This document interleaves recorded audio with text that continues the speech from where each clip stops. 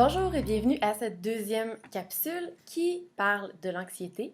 La précédente parlait du stress et la prochaine, troisième et dernière, va parler des troubles anxieux selon le DSM-5.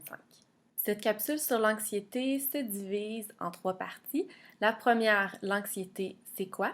La seconde, les manifestations cliniques de l'anxiété, donc comment reconnaître l'anxiété. Et finalement, les différents stades de l'anxiété. L'anxiété, tout comme le stress, fait partie de l'expérience humaine. Les termes stress, anxiété et même peur sont parfois utilisés de façon interchangeable. Qu'est-ce qui les distingue? Nous avons vu dans la capsule précédente que le stress est la réaction hormonale face à une menace réelle ou perçue. Cette réaction vise à ce que la personne s'adapte à la situation qui peut potentiellement se produire. L'anxiété est une émotion désagréable que nous vivons tous à certains moments de nos vies. Qu'est-ce qui cause l'anxiété? C'est un petit peu plus difficile à préciser. Certains auteurs diront que c'est l'anticipation d'un événement négatif qui soit réel ou imaginaire ou l'anticipation d'un facteur de stress. L'anxiété amène de nombreux symptômes tant psychologiques que physiques que nous allons voir très bientôt. De façon générale, ce qui caractérise l'anxiété, c'est que les personnes se retrouvent dans un état de malaise diffus, de tension, d'appréhension, et devant cette incertitude, elles sentent que leur intégrité est menacée. Il existe un lien entre le stress et l'anxiété. Effectivement, les personnes qui ont un tempérament anxieux auront une réponse au stress plus intense. L'anxiété n'est pas nécessairement pathologique comme vous pouvez le deviner, mais peut le devenir si l'anxiété vient nuire au fonctionnement normal d'un individu. Terminons avec le concept de peur.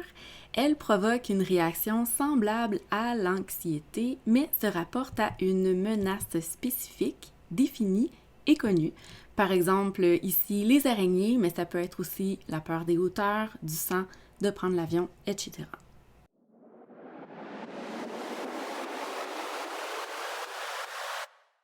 Quand vous allez rencontrer des gens, ils vous diront pas nécessairement moi je souffre d'anxiété, j'ai tel symptôme. Parfois les plaintes vont être ah je me sens tendue, je dors pas bien, j'ai mal au ventre et ça va être à vous d'identifier les symptômes anxieux. Alors, je vous l'ai dit à l'instant, soyez attentifs. Premièrement, il peut y avoir des symptômes cardiovasculaires. Et je dis il peut y avoir parce que, évidemment, la personne n'a pas tous les symptômes. Vous allez voir, il y en a plusieurs. Et ça va aussi sur une gradation de sévérité. Donc, je vous dis tous ceux qui sont possibles. On peut avoir une augmentation de la tension artérielle, de la fréquence cardiaque et même des palpitations. Au niveau respiratoire, on peut avoir une augmentation de la fréquence respiratoire et même une respiration plus superficielle, de la dyspnée dans des formes plus aiguës, sensation d'oppression, sensation de suffoquer ou une boule dans la gorge. Il peut y avoir des impacts aussi au plan digestif, comme une modification de l'appétit, des malaises abdominales, des nausées, des brûlures d'estomac et de la diarrhée. Ensuite, au plan neuromusculaire, on peut avoir de l'hyperréflexie, faire de l'insomnie, avoir des tremblements, de la gaucherie, donc faire des gaffes. On peut avoir de l'agitation, des tensions musculaires, ceci est souvent rapporté par les personnes qui souffrent d'anxiété, le fait d'arpenter une pièce sans but, de la transpiration et des bouffées vasomotrices. Finalement, au niveau génito-urinaire, on peut voir une réduction de la libido et aussi des mictions qui sont plus fréquentes ou impérieuses. Évidemment, il y a beaucoup de symptômes psychologiques qui sont également présents dans l'anxiété. Premièrement, comportementaux, on peut remarquer une augmentation du débit verbal, la personne va parler très rapidement et peut être agitée. On peut voir des symptômes au plan de l'humeur comme de l'irritabilité, de la nervosité, des émotions soit étouffées ou à fleur de peau, que ce soit de la tristesse ou de la colère. Donc, il va y avoir une perturbation des émotions.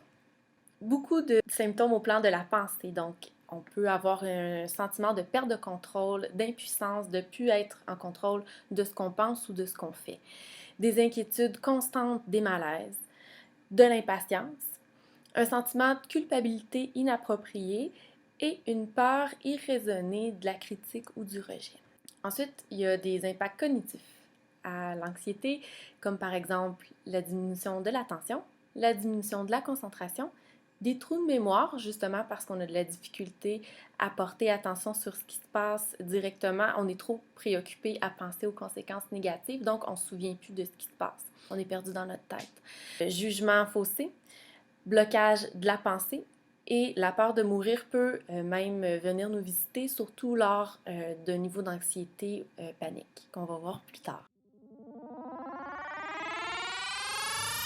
Ici, on a 4 stades d'anxiété selon Peplo. Je vous les résume sommairement ici en soulignant que c'est important de reconnaître le stade d'anxiété que vit la personne soignée puisqu'on va adapter notre approche au stade et vous allez comprendre pourquoi. Au stade léger, les signes vitaux en général sont normaux. On peut avoir des tensions, des pensées un peu dispersées.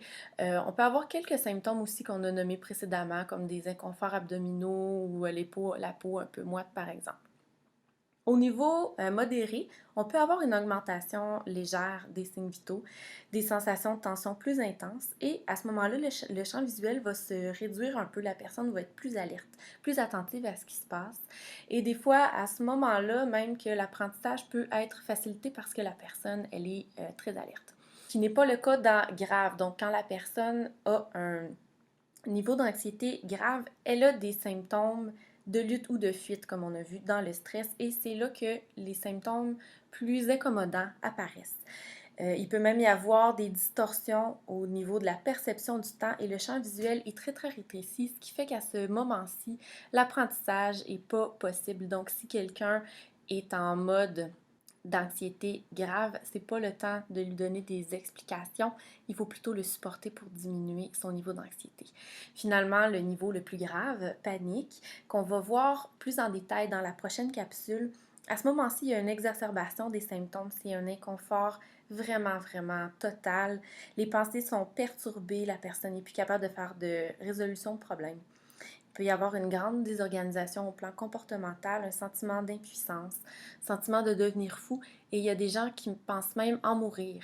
Il y a beaucoup de crises de panique qui sont confondues avec des crises cardiaques ou des crises d'asthme, tellement les symptômes physiques peuvent être intenses.